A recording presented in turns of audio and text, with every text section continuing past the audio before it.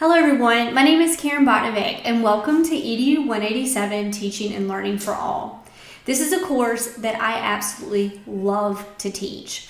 And the reason being is I hope this is a class that you're not just taking to check a box as part of a graduation requirement, but this is a course that will hopefully leave you with actual tips and strategies that you're going to be able to use in your future classroom. You can see over there on the left-hand side some of the modules that we're going to be covering this semester. So things like, how do you set up a classroom? What are learning theories? How do I assess students? What are instructional strategies? How do I motivate students to learn? This course, I have to be honest, is just my passion. Education is my passion, so I hope you're really excited to delve into some of these topics. I do want to go over some of the course logistics. The first thing I want to mention is this course does require a textbook. So the text is, why didn't I learn this in college? And the reason why I chose this text is it's just like I was saying, it's going to give you strategies and ideas and things that you can actually use in your classroom. I hope this is a text that you don't sell at the end of the semester. I hope it's one that you actually take with you into your classroom and use some of these activities. Now, of course, you can purchase this text from the bookstore. You can see here that you can purchase it directly from the publisher, which is Just Ask Publications. This text is also found on multiple different other sites, from Amazon to Barnes & Noble. You have the ISBN number both here and in your syllabus, so feel free to purchase it wherever you would like. You can also purchase the ebook as well. Though I am going to help you out during this first module and give you the first chapter, which you will need, by the third module of this class, you have to have the textbook. So make sure you go ahead and get it if you have not already. I also want to pause for a second, and I'm not going to read the syllabus for you, but I do want to pause and look at some of the key details. Again, I'm not going to read this word for word, but I do want to point out some key details in the syllabus. I want to mention this is a 6 contact hour course, and you get 4 credit hours. So this is just as weighty as some of the math courses and science courses that we have here on campus. So this course is time consuming. It is going to be a lot of work. I just want to make sure that you're aware of that going into it. This is not a class that you need to wait until 1 hour before the due date for the assignment to get started with it. You will need to make sure that you're working on it throughout the week. I already talked to you about the textbook. I'm not going to read for you the description and the outcomes, but I hope you read those on your own.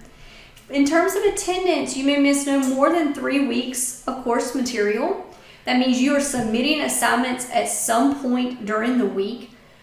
Weeks for us run from Monday at 8 a.m. to the following Monday at 12 p.m. I will send out an announcement every Monday morning to tell you what to expect for that week. In terms of assignments that you will complete for this class, 40% are going to be the assignments that I give you in Moodle. This could be discussion forums or quizzes or short essays. They must be submitted in Word or PDF format. So if you're a MacBook user, or if you use Google Docs, make sure that you export to either a Word document or a PDF. In terms of artificial intelligence, there is going to be times on assignments where I'm going to say in the directions, absolutely, you can use artificial intelligence for idea generation. As a future educator, what an awesome tool. Man, I wish I'd had AI when I taught 7th grade. At the same time, though, this course is preparing you to be a future educator. AI is not going to teach your class. So I want everything that you write in this class to be your written work. Again, idea generation to help you, get a hold of your thoughts. That's perfectly fine.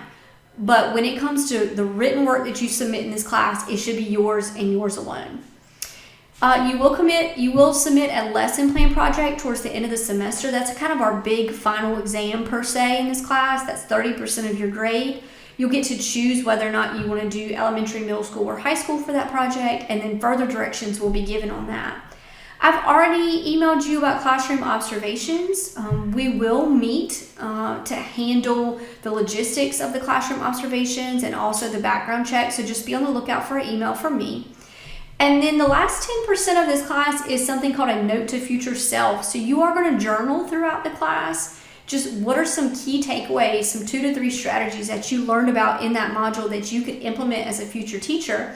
And then something fun we'll do at the end of class is actually we will email that off to your future self. So when you are in the classroom, you're going to get an email that says, hey, here's all those great strategies that you wanted to implement in your class. In terms of late work, so I do accept late work with a 5-point penalty for each day the assignment is turned in late. Once 7 days have passed the due date, I no longer accept the assignment. I've already mentioned the grading percentages of this class. You have the grading scale there, and then this next page is just going to give you the list of the modules that we will complete throughout the semester. The last couple of pages, definitely read over those. The academic integrity policy, that again includes information about AI, and then disability statement, Title IX. If you have any questions at all about the syllabus, please just reach out to me and let me know. In terms of layout of this course, modules are generally going to look the same, though the assignments will be different. So just for example, Module 1 that you're working on right now, you're going to see at the top the outcomes for the module. You're going to see the list of assignments that you need to complete and then the due date for those assignments. You will always have a video from me, and the reason being is sometimes the text, though I love that textbook, it doesn't have everything that I need to teach you about that particular topic. So either I will be teaching you in the video or I'm going to be redirecting you to the resources that we're going to use in that module to teach you about that topic.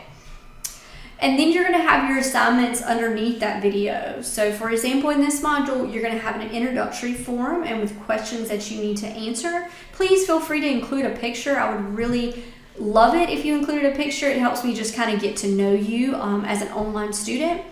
And then your second assignment is going to be a short quiz just on chapter 1. Again, if you don't have a copy of the text, I'm providing you a PDF copy here, but just make sure you have that text copy by the 3rd module. I do want to leave you with a quote. And so this is one of my favorite quotes about education. It says, "Some teachers taught the curriculum today, other teachers taught students today, and there is a big difference." So if you don't learn anything else from me this entire semester in this course, I hope the one thing you learn from me is, though your curriculum is important, the lesson plans, the activities, all the fun things you do are important, but the most important thing in your classroom is your students and building relationships with those students. So just always keep that in mind. I look forward to getting to know you this semester.